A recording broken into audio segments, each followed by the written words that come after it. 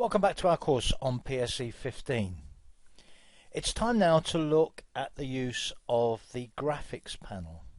The graphics we're referring to here include artwork, decorations, textiles and frames that you can add to your images. You can add these to either photographic images or to drawn or painted images. Let's start by framing this picture of the orchids that we've been working on during the course. At the right hand end of the taskbar, one of the options there is graphics. Click there to bring up the graphics panel. Now, in order to choose my frame, I start up here with the drop down where it says currently by type. And I'm going to look for the frame by activity. Now, one of the available activities is gardening.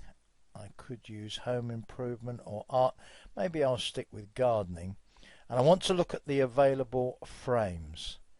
So, within the activity gardening, what frames are available? Now, here's a particular frame I might use. That one, daisy birds, or what about blue habitats?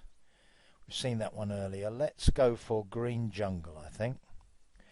Now note, the little blue wedge at the top right hand corner of the thumbnail there indicated that that particular frame I hadn't used before. The first time I select it, it's downloaded from Adobe. Once it's been downloaded, it's applied to my image. And it's applied in a default way, which I may well want or need to adjust. Note that in this case the framed image is much bigger than the image itself. Quite a bit of the green of the frame goes outside the image. There are some options here. One of them is to get a new photo to place in the frame. So I could frame a different photo if I decided not to use this one. I can rotate the photo, and I can also use this slider to zoom the image within the frame. So let me just zoom it a little. That's fine. And I can actually resize it using the sizing handles on the corners here if I want to. So there's plenty that I can experiment with. When I've finished, commit that, and there is my framed image. Bear in mind, as I say, that this is a bit of a fancy frame, and if you save this as a JPEG, of course, which can't have transparency, it wouldn't look right at all. But if you save this as a PSD and then perhaps looked at it as a PNG file, it would be fine. In fact, that's exactly what I've done. I've saved the image as a PSD file and then as a PNG file, and this is how it looks in the Microsoft Photo Viewer. It's in the Course Files folder. You may want to take a look at it yourself.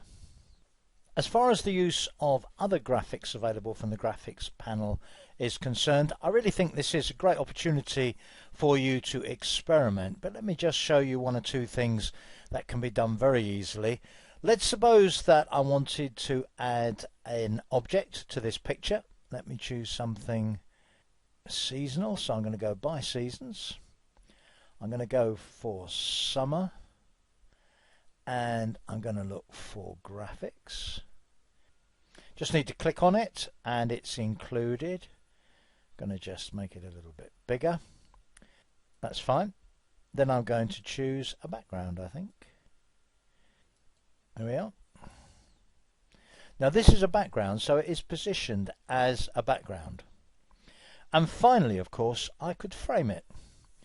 Now this isn't the next exercise, but what you might like to do is to create something like this yourself. And then instead of just adding one of the standard frames, if you go to guided editing, one of the new features in guided editing, it's actually one of the special edits, is Frame Creator. So why don't you have a go with the Frame Creator and see what you come up with. That's it for this section. Please join me in the next one.